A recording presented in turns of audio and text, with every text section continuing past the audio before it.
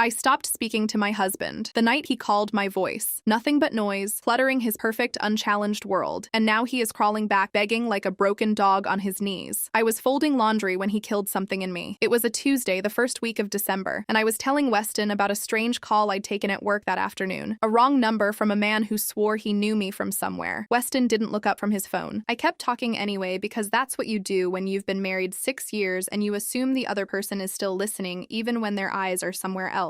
Do you ever let a thought stay in your head? He said, flat, bored, like he was asking about the weather. I stood there holding a warm towel against my chest, like it could shield me from something. I was just sharing my day, I said. It's too much noise, he said. I don't need a play-by-play of every minor thing that happens to you. I let it go that night. I told myself he was tired, that Holt had been writing him about the Kessler account, that everyone snaps sometimes. I folded the rest of the towels in silence and told myself it meant nothing. It kept happening. I'd mention an article I'd read and he'd reach for the remote without turning his head. I'd start a sentence in the car on the way to his mother's house and he'd ask, without smiling, if there was a fast-forward button for me. Then one Sunday, 10 days after the towel night, I laughed at something on my phone, a video my sister Paige had sent me, and I turned the screen toward him on instinct, the way you do when something's funny and you want the person next to you to feel it too. He looked at me the way you'd look at a fly that had landed on your dinner plate. You really love the sound of your own voice, he said. I didn't cry. I want to be clear about that because I know how these stories usually go, and I know what people expect. I didn't cry. Something in me just went still, the way a house goes still right before a storm hits, when the birds stop and the air changes color. I looked at him for a long moment. Then I picked the towel back up and kept folding. He turned the television up 2 notches, satisfied, apparently, that the matter was closed. I finished the laundry in silence, folding each towel into the same tight thirds my mother used to insist on. And I remember thinking, very clearly, that I had just watched something end without either of us saying the word for it out loud. I gave him quiet after that, real quiet. I went to the drugstore 2 days later and bought a yellow legal pad, the kind with the thin blue lines, and I started writing everything down instead of saying it out loud. Dry cleaning ready Thursday, water bill due the 12th, no hellos, no exclamation points, just facts, printed in block letters and left on the kitchen counter where he'd see them on his way to the coffee maker. I stopped talking to my husband completely, and for 2 weeks he thought he'd won. He walked around our house that December like a man who'd successfully trained a dog to stop barking. He hummed in the shower. He watched golf with his socked feet up on the coffee table I'd refinished myself the summer before. He had no idea that I wasn't broken. I was just somewhere else. To understand what happened next, you have to understand who Weston was before that Tuesday, and who I was too, and how we got a house on Birchwood Lane in Asheville with 2 names on the mailbox and only 1 name on the deed. I was 34 that December. Weston was 36. We'd met at a mutual friend's wedding in Charlotte 8 years earlier, back when he made me laugh so hard I choked on a piece of shrimp cocktail, and he had to pound my back in front of 40 strangers. He was charming then, in the specific way that some men are charming, which is to say he was charming at people rather than with them. It took me years to understand the difference. We got married in a small ceremony at a vineyard outside Hendersonville. 60 guests, string lights strung between 2 oak trees. My father, 2 years gone by then, so it was my Uncle Roy who walked me down the makeshift aisle. Weston cried during his vows, actual tears, and told the crowd he'd never met anyone who made ordinary days feel worth paying attention to. I believed him completely. I think, some nights even now, that he believed it too, in that specific moment. The way people can believe something true, and then slowly stop living as if it's true without ever formally deciding to. We got married when I was 28. 2 years before that, my father, Walter Hale, had died of a heart attack in his garage in Hendersonville, wrench still in his hand, halfway through fixing a lawnmower that didn't need fixing. He left me $180,000, most of what he had, because my mother had passed when I was 19 and there was no one else to leave it to. His estate attorney, a careful silver-haired man named Grant Feldman, sat across from me at a conference table in February of that year and told me something I didn't understand the weight of until much later. Whatever you buy with this, Feldman said, buy it in your name only. Doesn't matter who you marry or how much you love them. Your father worked 31 years for this money. Protect it like he would. I used $140,000 of it as a down payment on the house on Birchwood Lane 18 months later, back when Weston and I were engaged but not yet married. The closing happened in October. My name was the only one on the deed, because Feldman had drawn up the paperwork himself, and I had trusted him more than I trusted my own instincts about how marriage was supposed to work. Weston knew the house was in my name. He signed nothing at the closing because there was nothing for him to sign. At the time, he said he didn't care. He said a house was just a house. That wasn't true, and I found out how untrue it was at a dinner party 3 years into our marriage. It was a Saturday in April, and we'd had Holt and Renata over along with 2 other couples from Weston's office. Someone, I don't remember who, made an offhand comment about property values in our neighborhood going up. Weston had been drinking his 3rd glass of Melbeck, and he laughed a laugh that didn't sound like a laugh at all. Ask Marlo, he said. It's her house. I just pay to keep the lights on in it. The table went quiet for a second. Renata laughed nervously to fill the space. I remember smiling too because that's what you do at dinner parties. You smile through the small cruelties so nobody has to feel the temperature drop. But I remember exactly where I was standing by the stove holding a serving spoon when he said it. I remember thinking, that's not a joke. That's a resentment wearing a joke's clothes. I should have paid more attention to that moment. Instead, I filed it away the way you file away a lot of things in a long marriage, telling myself it was one bad night among hundreds of good ones. For a long time, there really were good ones. Weston used to leave notes in my lunch bag when we were newly married, dumb little drawings and one-line jokes. He used to call me from the road just to hear my voice while he drove home from client meetings in Charlotte or Greenville. Something in him closed over the years, slowly, the way a wound closes over dirt if you don't clean it first. I don't know exactly when the man who called from the road became the man who told me my voice was noise. I only know that by the time I noticed, it had already happened. There was another moment, earlier than the dinner party, that I understand differently now than I did at the time. It happened during our second year of marriage, in March, during our only real fight about money before the one that eventually ended us. I'd asked him, over dinner, why his half of the mortgage-adjacent expenses, the ones we'd agreed to split evenly even though the house itself was mine, kept arriving late or short. It was a fair question. I'd asked it gently, over pasta, without any edge in my voice at all. Weston went pale before I'd even finished the sentence. He set down his fork, pressed a hand flat against his chest, and told me his heart was racing, that he felt like the walls were closing in, that he needed me to stop talking about money right now, tonight, because he genuinely thought he might be having some kind of episode. I dropped everything. I sat with him on the bathroom floor for 40 minutes, running the tap cold, checking his pulse against my own wrist, terrified I was about to watch something happen to my husband. Nothing happened. His pulse never once climbed past what mine did, just from the fear of it. By the next morning, he was fine, cheerful even, and the conversation about the mortgage-adjacent expenses never came up again. Not that week, not that year, not ever, really, not directly. Every time I tried to raise it afterward, gently, he'd get a certain look on his face, a kind of preemptive strain around his eyes, and I'd back off before he even had to perform the rest of it. I didn't have language for what that was back then. I know the language now. I've read enough since December to recognize a pattern when I see one written out plainly on a page instead of lived through in real time. It's a specific kind of leverage, using the body, using fear for someone's health to end a conversation you don't want to have. I don't think Weston sat down and planned it consciously, not that first time. I think some men discover, almost by accident, that fear works better than an argument ever could, and once they've discovered it, they reach for it again without ever quite admitting to themselves what they're doing. I filed that night away too, the way I filed the dinner party comment away, the way I filed away 100 smaller moments I could list if I sat here long enough. Each one on its own looked survivable. It's only in a row, laid end to end the way I've laid them out for you now, that the shape of the whole thing becomes visible. By that December, we had been married 6 years, and the version of him that used to call me from the road existed only in old photographs. Every night at 6, while Weston sat in front of the television believing he had successfully trained me into silence, I got in my car and drove 11 minutes to my sister Paige's apartment on Merriman Avenue. We sat on her tiny balcony, even in the cold, wrapped in blankets, drinking tea, and I talked. I talked about everything I wasn't allowed to say at home. I laughed until my stomach hurt. Paige had been divorced for 3 years by then, and she watched me with the particular patience of someone who has already walked the road I was standing at the beginning of. You know this isn't sustainable, she said one night, the second week of my silence. The notepad thing, it's clever, but it's not a marriage. It's not supposed to be a marriage right now, I told her. It's supposed to be a mirror. Weston never once asked where I went those evenings. He read my notes on the kitchen counter, paid the bills I flagged, and watched golf reruns in a piece he mistook for victory. He had no idea I was disappearing on purpose, 4 hours at a time, into a life that had nothing to do with him. 3 weeks into the quiet, he needed something from me. Holt was flying in a client from Richmond, a logistics company called Fairline Freight, that Weston had been chasing for months, and there was a dinner planned for the second Friday of the month at a steakhouse downtown. Spouses invited. Weston left a note of his own on the counter that morning, which struck me as almost funny, given what he'd trained me to do. Wear the navy dress, it said. 7 p.m. Don't be late. Not a question. An instruction, typed the way you'd type a memo to an employee. I wore the navy dress anyway, because I wanted to see this through, and because some petty, curious part of me wanted to watch what happened when the noise stopped being available on command. I sat through cocktails being warmed to Renata, who came along as Holt's wife, and I asked the Fairline executive, a soft-spoken man named Curtis, about his grandchildren, and I smiled in all the right places. Then, over the entree, Holt turned to Weston and asked about the trip we'd taken to Tulum the previous spring, the one with the storm that grounded our flight for 2 extra days. Weston turned to me on reflex, the way he always did when a story needed finishing, when he needed me to supply the color and the punchline the way I always had for 6 years of dinners like this one. I met his eyes. I sipped my water. The silence stretched 4 full seconds. I counted them. His smile cracked in real time, a small fracture at the corner of his mouth that no one else at the table seemed to catch. He fumbled through the rest of the story alone, losing the thread twice, mixing up the name of the resort, sweating visibly through his shirt by the time dessert arrived. Curtis was polite about it. Holt was not. I watched Holt's jaw tighten in a way I recognized, because I'd learned over 6 years years to read the small warnings on that man's face during the handful of work dinners we'd attended together. In the car afterward, Weston was furious in the particular way men get furious when they've been embarrassed in front of someone whose opinion matters to their income. "You made me look like an idiot in front of Curtis," he said, gripping the wheel. "In front of Holt. Do you understand what that account means for me? I gave you exactly what you asked for," I said. No noise. He didn't answer that. He drove the rest of the way home with his jaw locked, and 2 days later, he escalated in a way I hadn't anticipated. I went to the grocery store on a Wednesday and stood at the register with a cart full of chicken thighs and produce, and the card declined. I tried it twice. The cashier, a teenager with a name tag that said Bryce, gave me the kind of sympathetic wince reserved for exactly this situation. There was a woman behind me in line, older, patient, who offered without being asked to cover the difference, $23 if I needed it. I told her I was fine, thank you, and left the cart with the manager instead, walking out into the parking lot with nothing but my purse and a feeling I hadn't expected, which was less humiliation than a strange, cold clarity. He'd made a calculation. He'd decided that a public inconvenience was an acceptable price to pay for getting his wife back under control, and somewhere in that decision was the answer to a question I'd been avoiding asking directly for weeks: whether the man I'd married had ever actually seen me as a partner, or only ever as a variable he expected to stay within a range he set. I called the bank from the parking lot. A representative named Denise informed me that the joint account holder, Weston Voss, had removed my authorized user status from the credit card that morning. The checking account itself was untouched, but the card I used for groceries, gas, the pharmacy, all of it had been cut off. He thought starving me out would drag me back into line. I understood the logic even as I hated it. Cut off the noise's access to comfort, and the noise will come begging to be let back into the quiet room where it belongs. I didn't beg. I drove home, sat at the kitchen table, and opened my laptop. I opened a checking account in my name only at a credit union 11 miles away, one Weston had never heard of because I'd found it through a coworker, not through him. Then I logged into our joint savings account and transferred exactly half of what sat inside it, $41,612, down to the penny, into the new account. I left a printed spreadsheet on the kitchen counter that night, next to my legal pad, itemizing 11 months of his spending, 14 greens fees at Grovewood Country Club, $610 across 4 different bar tabs with Holt at a place downtown called The Ledger. I didn't write a note explaining any of it. The math spoke for itself. He found the spreadsheet the next morning. He didn't say a word to me about it. He didn't have to. I could see him reading it at the counter, jaw working, coffee going cold in his hand. 2 nights after that, he tried the move I now recognized from the bathroom floor in our 2nd year of marriage. I was in the kitchen writing the next day's note on the legal pad when I heard him call my name from the living room. Strangled, urgent. The exact register he'd used over the pasta all those years ago. I found him on the couch with a hand pressed to his chest, breathing fast and shallow, telling me between breaths that something was wrong, that he thought he needed to go to the hospital, that he was scared. The old version of me would have dropped the legal pad and driven him to the emergency room without a second thought. Instead, I stood in the doorway for a moment, watching him, and I noticed something I'd never let myself notice before. His eyes kept flicking toward me between breaths, checking, the way a performer checks the back row to see if the joke is landing. I called an ambulance anyway, because I wasn't willing to bet a man's actual life on my read of his character, and I sat with him in the emergency room at Mission Hospital for 4 hours, while a doctor named Osei ran an EKG, drew blood, and eventually came back with a diagnosis of acute anxiety. No cardiac involvement whatsoever. Heart perfectly healthy. Weston didn't thank me for staying. He seemed almost embarrassed by the diagnosis, deflated in a way that had nothing to do with relief. On the drive home, he told me, in a voice gone flat again, that he supposed I'd gotten what I wanted, a reason to feel sorry for him. I hadn't asked for a reason to feel sorry for him. I'd simply noticed, for the first time in 6 years, that the fear in that room had only ever run in one direction, and it wasn't the direction he needed me to believe. That was the same week the heater died. I woke at 3 in the morning to a grinding, mechanical scream coming from the basement, followed by a silence that was somehow louder. By 6 a.m., the house had dropped to 52 degrees. Weston stood in the kitchen in his winter coat, breath visible in the kitchen light, demanding I call someone. "I'm not the project manager of this house anymore," I told him. It was the first full sentence I'd spoken to him in 19 days. "You made that decision back in the towel week. I'm just a resident here now, same as you." He stared at me like I'd slapped him. I ordered a space heater on my phone, 1-day shipping, $49, and shut my bedroom door. He panicked by that afternoon. He called a repair company he'd never used before, one he found through a flyer stapled to a telephone pole, and got quoted $3,400 for a new furnace unit, a number he didn't have access to because he'd locked the shared card to punish me and forgotten, in his fury, that he'd locked himself out of easy cash in the process too. He knocked on my door that evening and asked, in a voice stripped of all its earlier command, whether I'd put the repair on my personal card. "I don't authorize household expenses on my private account," I said. "You'll have to find another way." He stood in the hallway for a long moment, and I watched something shift behind his eyes, something between disbelief and the first real fear I'd seen in him in years. He genuinely believed I would fold. He had built an entire strategy on the assumption that I would fold, because in 6 years of marriage I always had. I heard him on the phone with his mother an hour later, his voice pitched low and wounded through the guest room wall. He told Carol the bank had frozen his account by mistake, some kind of fraud flag, nothing nothing serious, just an inconvenience. He said I was being difficult about covering the gap and didn't have the credit available to help. It was, as far as I could tell, the first time in his life Weston had directly and knowingly lied to his own mother for money. Carol wired him $3,000 by the next morning. I know because I saw the confirmation email open on his phone, screen up on the counter, when I went to get coffee. His brother Beckett showed up 2 days later, on a Saturday, carrying 2 coffees and a look on his face I hadn't seen since our wedding, when he'd given a best man's toast that made half the room cry. Carol had called him, worried, saying something about the marriage sounding strange, and Beckett had driven 90 minutes from Charlotte to see for himself. He sat at our kitchen island while Weston was in the shower and asked me, plainly, how long we'd been living like roommates who hated each other. I told him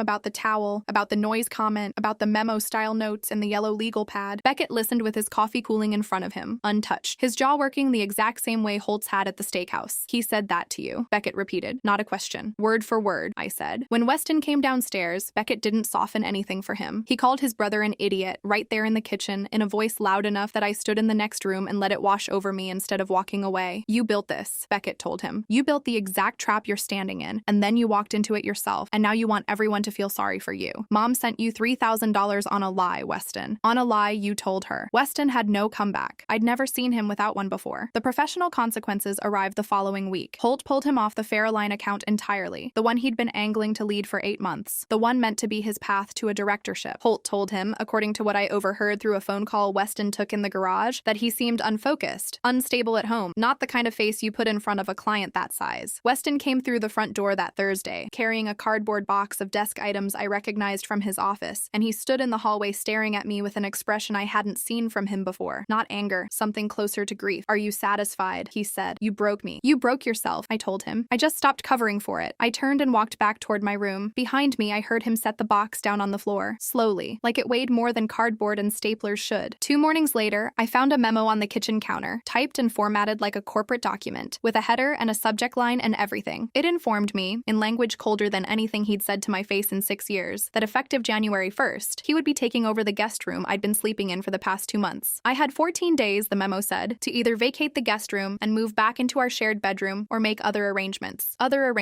In my own house. I stood at that counter for a long time holding the memo. I noticed, on the same stack of mail behind it, an envelope I'd been ignoring for almost 2 weeks, addressed to both of us, from a company called Meridian Home Lending. I'd assumed it was junk mail, a refinance offer, one of the dozens that come through every homeowner's mailbox and get tossed without a second glance. I picked it up now, turned it over once in my hands, and, for reasons I couldn't fully explain to myself in that moment, slid it unopened into the kitchen junk drawer instead of the recycling bin. I didn't yell about the memo. I didn't argue. I photographed it with my phone, both pages, and sent it straight to a lawyer named Simone Okafor, a friend of Hage's from law school who'd been handling family cases in Buncombe County for 9 years. Simone called me the next evening instead of emailing, which should have told me something before she said a word. I need you to open that envelope, she said. The one from Meridian. Tonight, if you can. Photograph every page and send it to me. I asked her why it mattered. She told me she'd pulled the county property records that afternoon, standard practice before responding to any memo like the one Weston had left me, and something in the record history had made her want to look further. There was a title search flag from 6 weeks earlier. Someone had initiated a preliminary inquiry against the Birchwood Lane property, the kind of inquiry a lender runs before approving a home equity line of credit. I sat at the kitchen table and opened the envelope with a butter knife, my hands steadier than I expected them to be. Inside was a denial letter, dated 3 weeks earlier, addressed to Weston Voss regarding an application for a home equity line of credit in the amount of $85,000 against the property at Birchwood Lane. The application listed both our names as borrowers. It listed a household income figure that was accurate for him, and wildly, specifically inflated for me, $40,000 higher than what I actually made at the clinic where I'd worked as an office manager for 5 years. The application had been denied for a single stated reason, printed in the same flat font as everything else on the page. Title discrepancy, sole ownership does not match co-borrower application. I read that line twice before I understood what I was looking at. Weston had applied for a loan against my father's house using my income figures that he'd invented out of thin air, my name spelled correctly, my signature nowhere on the document because he'd never actually had it. He hadn't forged anything, not technically, not in a way a prosecutor would care about. He'd simply filled in a form as though the house were partly his to borrow against, betting that a loan officer somewhere wouldn't check the deed closely enough to notice it belonged to one person and one person only. The bet had failed. Meridian's underwriting department had caught what he was gambling they'd miss. 6 weeks earlier put the application right around the same week as the dinner party comment about renting from his own wife. No, I corrected myself, sitting there with the letter shaking slightly in my hand. That comment had been 3 years ago, but 6 weeks earlier put the application right around the first Tuesday in December when he told me my voice was noise cluttering his world. I understood understood something then that I hadn't let myself understand in 6 years of marriage. The noise had never actually been about my voice. It had been about what my voice represented, which was a version of our life he didn't control, an asset with only my name on it, a father's money he could never touch no matter how charming he made himself at dinner parties. He'd spent weeks quietly trying to find a door into that house that wasn't already labeled with my name, and when the door wouldn't open, he'd started trying to silence the person guarding it instead. The memo demanding I vacate the guest room wasn't really about a guest room. It was the last available lever left to a man who had tried every financial one and found them all locked. I sat with that for a long time before I called Simone back. She listened to my read of it and confirmed what I already suspected. The application itself likely wasn't criminal on its own. Income inflation on a joint application happens more than people think, and lenders build in verification for exactly that reason. But combined with the memo, combined with the timeline, it painted a picture no judge or mediator would need much help interpreting. A man who had spent weeks quietly trying to leverage an asset that wasn't his, and who, when that failed, pivoted to trying to force his wife out of her own guest room in writing, with a subject line and an effective date, like an eviction notice dressed up as a domestic disagreement. He's given you a paper trail, Simone said. 2 of them, actually, and he built both of them himself. You didn't have to do anything but wait. I sat in the kitchen for a long time after we hung up, the denial letter and the memo side by side on the table under the overhead light. I found myself thinking, strangely, about the night on the couch, the hand pressed to his chest, the ambulance ride to Mission Hospital, the diagnosis of anxiety with no cardiac involvement whatsoever. I'd spent that night believing I was watching my husband's body fail him. What I understood now, sitting with 2 documents that traced the real shape of that autumn, was that I'd actually been watching a man's plan fail him instead. Weeks into an application he already suspected wasn't going to clear underwriting. Weeks into realizing the only asset in the house that mattered wasn't going to become available to him, no matter how convincingly he performed fear. The chest pains hadn't been about the mortgage-adjacent expenses that one night in our 2nd year, and they hadn't been about anything real this time either. They'd been about control slipping, both times, and a man reaching for the only lever he had left when the ones he preferred stopped working. It should have made me angrier than it did. Mostly it made me tired, the particular exhaustion that comes from realizing you've been reading a person correctly the whole time, and simply hadn't let yourself trust the reading. I thought about Feldman's conference table, about my father's wrench still in his hand in that garage in Hendersonville, about all the ways a person tries to protect the people they love from things they can't see coming yet. My father couldn't have known, in that conference room 8 years earlier, exactly what he was protecting me from. He only knew, the way careful people always seem to know, that protection rarely announces itself in advance. It just waits, quietly, in a folder, until the day you need it. Quick pause from the story. If you enjoy these stories, consider taking a listen to our Spotify show linked in the description for early access to new stories in better audio quality. Now back to the video. I didn't confront him that night. I waited 3 days, until Simone had drafted a formal response to his memo, and until Carol, still unaware her $3,000 had gone toward paying down a furnace instead of covering a mysterious bank error, had already planned a Sunday visit to drop off a casserole dish she'd borrowed from me the previous month. Beckett came with her. I hadn't asked him to. I think Carol asked him to, sensing without being told that whatever was happening in her son's house required a witness who wouldn't flinch. I set both documents on the kitchen table before they arrived. The typed memo about the guest room, the denial letter from Meridian, the inflated income figure circled in red pen, the title discrepancy line underlined twice. Weston came into the kitchen first, saw the papers, and went very still. "What is this?" he said. "Not really a question." "Sit down," I told him. "Your mother's on her way, and I'd like her to hear this from me, not from you afterward." "Marlo, don't," he said, and something in his voice cracked open. The wounded register I'd heard through the guest room wall 3 weeks earlier, the one he'd used on his mother when he lied to her. "Whatever you think that letter says, it's not what you think. It says you applied for $85,000 against my father's house," I said. "It says you told a lender I make $40,000 a year more than I actually do. It says the application got denied because my name is the only one on the deed. Tell me which part of that I'm misunderstanding." He didn't answer. Carol and Beckett came through the front door a few minutes later, Carol calling out a cheerful hello that died somewhere in her throat when she stepped into the kitchen and saw the 2 of us sitting on opposite sides of the table like strangers at a deposition. "What's going on?" she said, setting the casserole dish down slowly, her eyes moving between us. "Ask your son why he told you the bank had frozen his account by mistake," I said. I kept my voice level. I'd practiced this in the car on the way home from the credit union 2 days earlier, said it out loud to the empty windshield until it stopped shaking. "He told you that so you'd wire him $3,000. The truth is, I removed him from a joint credit card after he spent 6 years slowly deciding my voice was an inconvenience he was entitled to shut off whenever he felt like it." Carol's face went through 3 distinct stages in the space of about 4 seconds. Confusion, disbelief, and then something that looked like grief for a version of her son she'd apparently believed still existed. "Weston," she said, "is that true?" He didn't lie to her face this time. I think that surprised me more than anything else that afternoon, that after everything he finally chose the smaller humiliation of silence over the larger one of getting caught in a second lie in front of the same audience. I was going to pay you back, he said instead, to Carol, not to me. It wasn't supposed to be a big thing. It's an $85,000 big thing, I said, and slid the Meridian letter 2 inches toward Carol. He tried to borrow against a house my father worked 31 years to help pay for. He used my name on a form I never signed, with a salary I've never earned, betting that nobody would check the deed closely enough to notice it doesn't have his name on it. It doesn't, by the way. It never has. He's known that since the week we closed on it. Beckett picked up the letter and read it twice, the same way I had. When he looked up, his expression had hardened into something I recognized from the kitchen island conversation weeks earlier, the look of a man recalibrating everything he thought he knew about his brother. You tried to take out a loan on her dad's house? Beckett said slowly, behind her back, and when it didn't work, you tried to kick her out of the guest room instead. That's not, Weston started, and then stopped, because there wasn't an ending to that sentence that survived contact with the 2 documents sitting on the table between us. He tried anyway, a moment later, reaching for the version of the story that had worked on me for 6 years. You don't understand the pressure I've been under, he said, looking past me, toward Carol, the way he always aimed his defenses at whichever audience seemed most likely to soften. Holt's been on me for months. The house, the bills, all of it. It's a lot to carry alone, and Marlowe's been checked out for weeks, stonewalling me, writing notes like I'm some kind of tenant she's evicting. I made one mistake trying to fix a problem she created. I created a problem, I repeated, and I felt something in my chest go very calm, the way it had the night with the towel. You told me my voice was noise. I stopped talking. That's not a mystery you need Holt or a loan officer to help you solve, Weston. That's cause and effect. You don't get to build a fire and then ask everyone in the room to admire how hard you're working to put it out. Carol made a small sound, not quite a word, and looked down at her hands. Weston opened his mouth once more and then closed it, and I watched him understand, maybe for the first time in the whole 6 weeks, that there was no audience left in that kitchen willing to hand him the softer version of events. I need you to hear me say one thing, I told him, and I waited until he actually looked at me, really looked, the way he hadn't looked at me since the towel night in the kitchen weeks before. You spent 6 years telling me, in 100 small ways, that my voice was too much for you to carry. You were wrong about that. The truth is, my voice was never the problem. The truth is, you needed me quiet because a quiet wife doesn't ask why her husband is filling out loan paperwork behind her back. I'm done being quiet, Weston. I'm done being managed. And I'm done pretending the last 6 weeks were about a guest room. Nobody said anything for a long moment. Carol had tears in her eyes. Not for me, I think, but for the son she'd raised who she was seeing clearly, possibly for the first time, sitting at a kitchen table unable to defend himself. Beckett set the letter down carefully like it might still bite someone if handled wrong, and put a hand on his mother's shoulder. I think we should go, Beckett said to her quietly. Then to Weston, not quietly at all, fix this. Actually fix it. Don't call me until you have. Carol paused at the door, looked back at me once, and mouthed the words, I'm sorry, before Beckett guided her out onto the porch. It was the only apology I got from anyone that day that felt entirely uncomplicated, entirely free of self-interest, and I held onto it for weeks afterward, the way you hold on to anything unexpectedly kind in the middle of a hard season. They left within the hour. Weston stayed at the kitchen table long after they'd gone, staring at the 2 pieces of paper like they might rearrange themselves into a version of events where he came out looking better. The days that followed didn't move in a straight line the way I expected them to. I thought unmasking him would feel like flipping a switch, that the marriage would simply end the moment the truth was on the table, but instead it dragged out sideways for weeks, the way most real things do instead of the way stories usually tell it. Weston moved into the guest room himself within 4 days, not because I asked him to, but because Simone sent a formal letter reminding him, through his own attorney, that the property at Birchwood Lane was solely titled in my name, and that any further attempt to alter household living arrangements without my consent could be treated as a component of a broader pattern relevant to the divorce filing she was preparing on my behalf. I filed the following week, the second Tuesday of January, which meant the memo he'd typed about taking over my guest room by January 1st ended up outliving its own deadline by exactly 8 days before the marriage that produced it stopped legally existing in the form he'd known it. Carol called me twice that first week, hesitant, apologetic in a way that surprised me. She told me she'd raised Weston to be better than what she'd seen at my kitchen table, and that she didn't know what to do with the shame of realizing her son had lied to her face for $3,000. She asked me, in the second call, whether there had been signs earlier, further back, that she should have caught as a mother. I told her honestly that I didn't think it was her job to have caught them, that I hadn't caught most of them myself until I stopped being quiet enough to let them slide past unnoticed. I told her the money wasn't the part that mattered most to me. She sent a check anyway, unprompted. A partial repayment, she said, was between her and her own conscience, not between her and Weston. We still talk sometimes. Not often, but sometimes. Beckett became something I hadn't expected out of any of it. A genuine friend rather than just a brother-in-law I saw twice a year at holidays. He helped me move a bookshelf out of the guest room in February, the same one Weston had once tried to claim by memo, and he told me over pizza afterward that he'd spent most of December replaying old memories of his brother, trying to find the exact moment things had curdled. He didn't find one. Neither did I. I've come to believe there wasn't one single moment. There was an accumulation, a slow erosion, the kind that only becomes visible once the shoreline is is already gone. Not everyone chose the side I would have expected. Weston's father, Randall, who'd said maybe 100 words to me total across 6 years of holidays, called me once in late January, gruff and awkward, to say he'd heard some of it from Carol and that he was sorry, and then he never brought it up again. Not at Easter. Not at the one family gathering I still attended that spring for Beckett's sake. His silence afterward didn't feel like avoidance so much as a man simply not having the vocabulary for a conversation like that one, and I found I didn't hold it against him. Two of the couples we used to have dinner with, the ones who'd sat at that Saturday table in April 3 years earlier and heard the renting from his own wife comment without blinking, sided with Weston almost immediately, quietly dropping off my side of the group chat by February without a word of explanation. I found out later that Weston had told them a version of events where I'd frozen him out of the marriage for no reason, and then blindsided him with a lawyer. It stung less than I expected. I'd already learned, over 6 weeks of legal pads and silent dinners, that some people will always prefer the story that requires the least from them to believe. The unexpected ally came from a direction I hadn't predicted at all. Renata, Holt's wife, texted me in late January. Out of nowhere, a number I hadn't given her myself. She must have gotten it from someone at Weston's old office. She said she'd noticed something was wrong at the Fairline dinner months earlier. The silence at the table, the way Weston's face had cracked when I didn't finish his story for him, and she'd thought about it more than once since. She said she was sorry she hadn't said anything that night. She invited me to coffee. We went twice that winter, and somewhere in the second conversation she told me, almost in passing, that Holt had pulled Weston off more than just the Fairline account. He'd quietly started limiting Weston's client-facing work altogether, worried, in Holt's own words to her, that whatever was happening at home was starting to show up in front of people who paid the firm's bills. Weston lost his shot at the directorship entirely by March. I hadn't asked for that outcome. I didn't take pleasure in it either, not exactly. I recognized it as the kind of consequence that builds itself out of a person's own choices, the way water finds the crack that was always going to become the leak. Weston's desperate final move came in late February, 3 weeks before mediation. He showed up at the house unannounced on a Thursday evening, having had, by the smell of him when I opened the door, at least 3 drinks somewhere before arriving. He stood on the porch in the cold without a coat, the same porch where he used to leave his golf shoes, and told me he'd made a mistake, the biggest one of his life, and that he wanted to talk, really talk, the way we used to before things went wrong. There's nothing to talk about that Simone and your attorney can't handle better than we can standing on a porch at 9 at night, I told him. I'm asking you not to do this, he said. His voice had lost every trace of the flat board register from the towel night. I'll go to counseling. I'll do whatever you want. Just don't file the second part, the part with the loan application. Don't let that follow me at the firm. There it was, the actual reason for the porch visit, laid bare under the motion sensor light. Not the marriage, the professional consequence. That decision isn't about punishing you, I said. It's about telling the truth to the people who have a right to know it. You made that choice 6 weeks before I ever opened an envelope. I just stopped covering for the math. He asked me then, in a voice that finally sounded like real fear instead of performance, whether I still loved him. I stood in the doorway for a long moment before I answered, because I owed him an honest answer, even after everything. Maybe especially after everything. I loved the man who used to call me from the road just to hear my voice, I said. I don't know where he went. I don't think you do either. I don't love the man standing on this porch asking me to protect his career, instead of asking about the 6 years he spent making me small. He left without saying anything else. I watched his taillights disappear down Birchwood Lane and stood in the cold longer than I needed to, feeling something I hadn't expected to feel that night, which was grief, plain and unglamorous, for the specific, irretrievable thing that dies inside a marriage long before the paperwork catches up to it. I didn't grieve the man on the porch. I grieved the version of him I'd married, the one who used to leave dumb little drawings in my lunch bag, the one who might have existed only in the early years, or might have existed the whole time underneath something that eventually calcified over him. I'll never know which. That not knowing is its own kind of loss, separate from the marriage itself. He tried one more thing after the porch, a smaller, more calculated move than the drunk apology. In early March, a week before mediation, Preston sent Simone a proposal on Weston's behalf requesting temporary spousal support, citing 6 years of marriage and what the filing called a significant disparity in post-separation household assets, meaning the house. Simone laughed out loud when she read it to me over the phone, then apologized for laughing, then read me the relevant statute explaining why a request like that, filed by the party found to have attempted undisclosed leverage against the very asset in question, was unlikely to survive a judge's first pass. It didn't. The request was withdrawn 11 days later, quietly, without explanation, the way most losing arguments are. The mediation itself happened on a gray Tuesday morning in a conference room downtown that smelled like burnt coffee and new carpet. Simone on my left, Weston and Preston across the table, a mediator named Ruth Callahan running the whole thing with the unbothered efficiency of someone who had clearly sat through 100 rooms exactly like this one. Weston looked smaller than I remembered him being, in a gray suit that fit him the way clothes fit a person who's lost weight too fast, and he barely looked at me for the first hour, keeping his eyes on the folder in front of him instead. It was Ruth who finally asked him directly, an hour and a half in, whether he disputed the timeline Simone had laid out connecting the loan application to the memo about the guest room. He was quiet for a long moment, long enough that Preston shifted in his seat beside him, and then he said, in a voice stripped of every performance I'd watched him give over 6 years, that he didn't dispute it. He said he'd made a series of decisions that autumn he wasn't proud of, and that he understood how they looked laid out end to end on a conference table, because they looked that way to him too, now in a way they hadn't while he was making them one at a time. It was the closest thing to a real apology I ever got from him, delivered not to me, but to a mediator, in a room built for negotiation instead of forgiveness. I didn't need it to feel like closure, and it didn't, not exactly. But I noticed something ease slightly in my chest anyway, some small, stubborn hope I hadn't fully let go of finally settling into the ground. The financial complications took most of the spring to untangle. Because the house was solely in my name, it wasn't subject to division, which Simone told me from the beginning would likely be true, but which still felt strange to hear confirmed out loud in a mediation room in March, across a table from Weston and his own attorney, a tired-looking man named Preston, who kept glancing at his client like he already suspected he'd taken a losing case. The joint savings, what remained of it after my initial transfer, split according to formula. The credit card debt Weston had quietly run up that winter, $610 at the ledger among other charges, became his responsibility alone once the mediator reviewed the spending timeline against the date I'd removed myself from the account. The $85,000 loan application never became a criminal matter, exactly as Simone had predicted, but it became a permanent line item in the mediation record, cited by my attorney as evidence of financial deception relevant to the overall settlement, and Weston's own attorney didn't fight that characterization very hard, which told me something about how indefensible he privately considered it too. The night after mediation, I drove to Paige's apartment on Merriman Avenue the way I used to during those first silent weeks, and we sat on the same balcony, though this time it was warm enough to skip the blankets. She didn't say I told you so, though she'd have earned the right to. She just poured 2 glasses of wine and let me talk, the same way she had all those months earlier when the balcony was the only place my real voice still lived. I told her I felt strange, lighter than I expected, but also strangely bereft, like a limb I'd been favoring for years had finally been amputated, and I hadn't yet learned to walk without it. That's normal, she said. It's still a loss, even when it's the right one. She'd said something almost identical to me after her own divorce 3 years earlier on this same balcony, and I remembered, sitting there, how little I'd truly absorbed it back then, how differently the same sentence lands once you've earned the right to understand it yourself. Holt never fired Weston outright. He didn't need to. By April, Weston had quietly started interviewing elsewhere. According to Beckett, unable to recover the trajectory he'd once had inside a firm where everyone from the top down had, in one way or another, watched the unraveling happen in real time across a handful of dinners and quarterly reviews. I moved through those months the way you move through weather you can't control, adjusting, layering, getting through each week, and noticing, only in retrospect, that I'd survived it. Paige came over most Sunday nights that winter, and we didn't need the balcony anymore, because the whole house was mine to talk freely in now. I started sleeping in the guest room by choice for a while, not because anyone told me to, but because our old bedroom held 6 years of a version of quiet I wasn't ready to reclaim yet. I moved back into it in April, on my own timeline, and repainted the walls a color Weston had vetoed years earlier, a deep, warm green he'd once called too loud for a bedroom. There were logistics, too, the unglamorous kind nobody warns you about when a marriage ends. I spent a Saturday in March on hold with the utility company, removing Weston's name from the water and electric accounts. A 40-minute call that ended with a representative named Judith telling me, kindly, that she was sorry for whatever I was going through, a stranger's small mercy that undid me more than the mediation table had. I changed the locks on Birchwood Lane the same week. Not out of fear, exactly, but because Simone said it was standard practice once a separation agreement designated sole occupancy, and because some part of me wanted the physical click of a new key in a new lock, proof that the boundary existed somewhere besides a legal filing. At work, I told my manager, Denise, only the barest outline of what was happening, but the clinic was small enough that everyone knew within a week anyway, the way small workplaces always know. A coworker named Priya, who I'd exchanged maybe 200 words with in 3 years beyond scheduling questions, left a sticky note on my monitor one Tuesday morning that just said, "You're allowed to take up space here, no explanation, no follow-up conversation." And I kept that note in my desk drawer for months afterward, through days when I needed the reminder more than I needed almost anything else. I ran into Weston once that spring, by accident, at a hardware store on Tunnel Road, both of us reaching for the same aisle of furnace filters, an absurd, almost comic collision, given everything that furnace had already cost us. We stood there for a moment, filters in hand, and he asked quietly how I was doing. I told him I was doing fine. He nodded, said he was glad, and we went to separate registers without another word. It shouldn't have mattered as much as it did, that small, civil, forgettable interaction. But I drove home afterward and cried in the driveway for 10 minutes before I could make myself go inside, not because I wanted him back, but because that was the moment I finally understood, all the way down, that the man I'd married really was gone, filed away now under furnace filters and separate checkout lines, and no amount of legal paperwork could have prepared me for how ordinary the ending would actually feel. It's July now, 7 months since the towel night, 5 months since the mediation table, 3 months since I repainted the bedroom the color he thought was too loud. I live in the house house on Birchwood Lane alone, though alone doesn't feel like the right word anymore. Paige comes over most weekends. Beckett texts me pictures of his garden, competitive in a way that makes me laugh, since he knows I've started growing tomatoes in the side yard. Weston never once helped me clear. Carol still calls sometimes. Careful, a little sad, but real. The tomatoes have actually done well, better than I expected from someone who'd never grown anything more ambitious than a windowsill basil plant. I go out most evenings around 7, once the worst of the summer heat has broken, and I check the vines, and I talk to the neighbor's dog through the fence, an aging beagle named Otis, who doesn't care what I have to say as long as I keep saying it. There's something in that I've noticed, some quiet echo of everything that started this whole story. I talk more now than I did in the entire last 2 years of my marriage combined. To Otis, to Paige, to Priya at work, to the woman at the farmer's market who sells the honey I put in my coffee. None of it is noise. It never was. It just took a man telling me it was for me to finally understand how wrong that word had always been. I started seeing a therapist myself in February, a soft-spoken man named Dr. Omri, who asked me, in our second session, why I'd stayed quiet for so long before I finally started documenting things on a legal pad instead of simply leaving. I didn't have a clean answer for him that day. I've built one since, slowly, across 5 months of Tuesday afternoons in his office. I stayed because I still believed, somewhere underneath all the evidence accumulating against it, in the man who used to call from the road. I stayed because leaving felt, for a long time, like it would mean admitting my father's money had bought me a marriage instead of a house, and some stubborn, prideful part of me needed to prove it hadn't. I understand now that those two things were never actually in conflict. I could grieve the marriage and still be grateful for the wall it taught me to build around what my father left me. Both things are true. Dr. Omri says that's usually how it works, that the truest things about a life rarely arrive alone. I think about the towel a lot, honestly. Not with anger anymore, or not only with anger, mostly with a kind of clarity I didn't have access to while I was still inside the marriage. He told me my voice was noise cluttering his world, and I believed, for exactly as long as it took me to buy a legal pad, that the problem might genuinely be me. It wasn't. It was never the volume of what I said. It was that everything I said was a small, ongoing proof that I existed as a full person in that house, with a father who'd left me something no one could quietly take, and a mind that didn't need his permission to have thoughts in it. A man who needs you smaller in order to feel bigger himself was never going to be satisfied by any amount of quiet. He would have found something else to call noise eventually. The legal pad just made the timeline shorter. I got an email from him in June, unprompted, the first contact in almost 2 months. He wrote that he'd started therapy, that his new job in Charlotte was going fine, that he hoped I was doing well. He didn't apologize directly, not in so many words, though I could feel the shape of an apology trying to exist somewhere underneath the careful sentences. I read it twice, the way I'd read the Meridian letter twice, though for entirely different reasons this time. I didn't write back right away. When I did, weeks later, it was 3 sentences long. I hope the therapy helps. I hope you build something honest with whoever comes next. I'm not angry anymore, but I'm also not available to be a character in your recovery story. I meant every word of it. People ask me sometimes, the few who know the whole arc of what happened, whether I regret the silence, the notepad, the 11-mile drives to a credit union he'd never heard of. I don't. I think there are moments in a marriage, in any relationship, where the only sentence left that still means anything is the one you say by not saying anything at all. I gave Weston exactly what he asked for, and it turned out the thing he'd been demanding for years was also the thing that finally showed him, and everyone around him, exactly who he was underneath the charm. He built the trap himself. One memo, one loan application, one lie to his mother at a time. I just stopped standing in front of it to shield him from it. If there's anything I'd want someone in my old position to understand, it's that the punishment was never the point, even when it looked like one from the outside. I wasn't trying to hurt Weston with the legal pad, or the credit union, or the spreadsheet on the counter. I was trying to survive inside a house where my own voice had started to feel like a liability, and it turned out that the only way to survive that particular kind of erosion was to stop offering myself up for it, one conversation at a time. The consequences that followed, the loan denial, Holt pulling him from the account, his mother's slow unraveling of trust, none of that was engineered. I didn't build any of it. I just stopped standing between Weston and the outcomes of his own choices, and once I stepped aside, gravity did what gravity does. I still grieve pieces of it, if I'm honest. Sitting out on the back deck some evenings with a glass of wine and nothing but crickets for company. I grieve the man who used to call from the road. I grieve the version of the marriage I thought I was building in my 20s, back when Feldman sat across from me at that conference table and told me to protect what my father had built. I didn't understand, at 26, that the protection wouldn't just be financial. I didn't know I'd need it for something closer to myself. Some evenings I still catch myself reaching for the old habits, drafting a sentence in my head the way I used to draft entries for the legal pad, stripping it down to only the facts before I let myself say it out loud to anyone. I'm working on unlearning that particular reflex. Dr. Omri calls it hypervigilance, a nervous system still bracing for a reaction that isn't coming anymore, and he tells me it fades with time and practice, the same way any muscle relaxes once the threat it was guarding against is actually gone. I believe him, mostly. I notice more each month how much easier it's become to simply say a full, unedited thought out loud in my own kitchen, to Paige, to Beckett, to Otis through the fence, sense without checking first whether it's too much for the room to hold, but I don't grieve the quiet anymore. Not the way I used to fear it. The house is quiet most nights now, and for the first time in years, the quiet is mine. It isn't punishment. It isn't a notepad on the counter or a memo with a deadline. It's just a woman, 35 now, sitting in a house her father helped her buy, finally speaking exactly as much as she wants to exactly the people who've earned the privilege of hearing her. Weston called my voice noise cluttering his perfect, unchallenged world. He was almost right about one thing. It was his world once, built on the assumption that I'd always make myself smaller to fit inside it. I don't live in that world anymore. I built a quieter, better one, and this time, every wall in it has my name on the deed, every voice in it, including mine, finally allowed to fill the whole room.